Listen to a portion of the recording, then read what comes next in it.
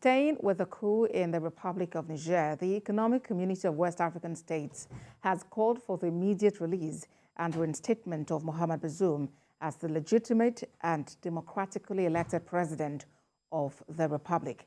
The regional body also imposed stiff sanctions on Niger Republic, which includes a no-fly zone over the country and an option to use force if the coup plotters fail to relinquish power within a week. TVC News State House correspondent Femi Akonde has more. Strong sanctions expected to strangulate the government of the coup plotters in Niger Republic have been announced by ECOWAS. The coup in Niger is a setback to recent efforts made by the regional body to strengthen democracy and reject all forms of military takeovers. President Bola Tinubu, as chairperson of ECOWAS, wants member countries to comply with the sanctions imposed and remain resolute until constitutional order is restored in Niger Republic. Disrupting the democratic order has left the people in a state of uncertainty and vulnerability. I've briefed some of you about the actions that I've taken. I'm prepared to abide by all resolution necessary to respond to this assault and to make sure that our colleague, the President Bazoum, is safe and that democracy is restored in Niger Republic. The president of the ECOWAS Commission insists Mohammed Bazoum remains the legitimate leader of the landlocked West African country. Resolve as follows. 1. His Excellency President Mohammed Bazoum remains the legitimate, elected president and head of state of the Republic of Niger, recognized by ECOWAS, the African Union, and the International Treaty. 2.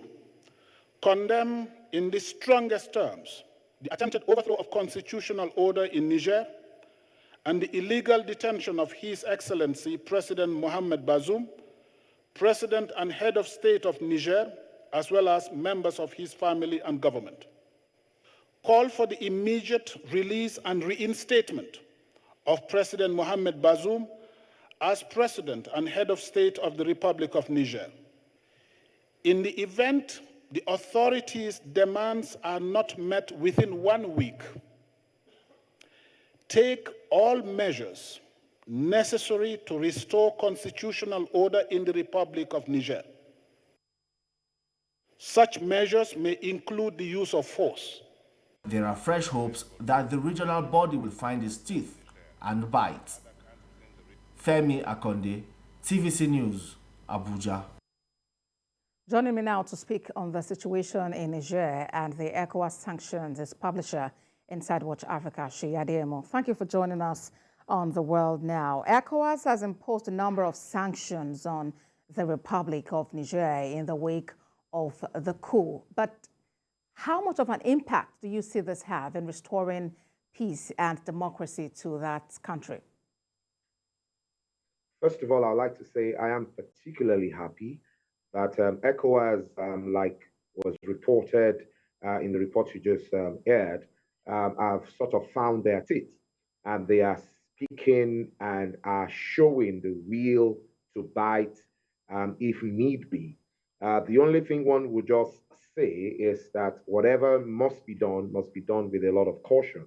ECOWAS and the leaders must employ all the diplomacy that is in the book and must ensure that everything is done to show that the body, I'm referring to ECOWAS right now, is willing to play its role as the regional body that oversees the well-being of the region. ECOWAS has given the coup plotters a week to relinquish power and reinstate Mohammed Bazoum as a legitimately elected president. I mean, how much of support, how much of obedience do you see coming from those who have carried out this action? Okay, for a while, like I said earlier, it seemed like ECOWAS didn't have a seat. And so it's a new time, it's a new move being championed by the president of Nigeria. But again, I would want to reiterate the fact that whatever is done must be done with a lot of caution because for whatever is worth, a lot of things is strong around this stand.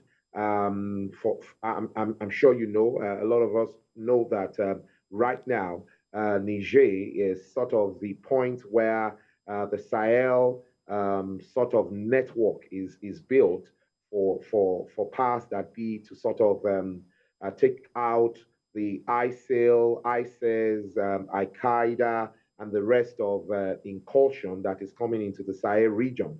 And so this country, as poor as they are very, very pivotal to the security of the whole region. And so for that reason, whatever is being done, there's a lot of thinking that should go into it and caution in doing whatever will be done.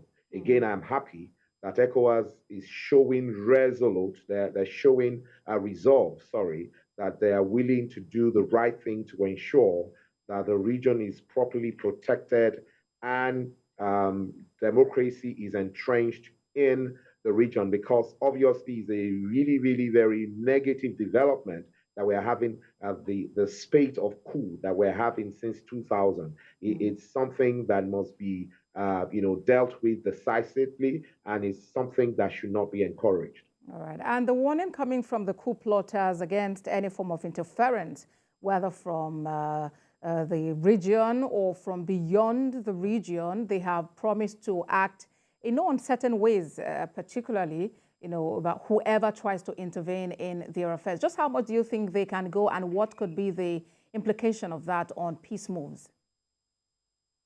I mean, obviously, it is the right thing to do because obviously their neck is on the line right now. So they would want to sort of back and say that, look, we are, we have the strength, we have the power to protect our country. Obviously, they don't have the power to protect themselves against the whole region. The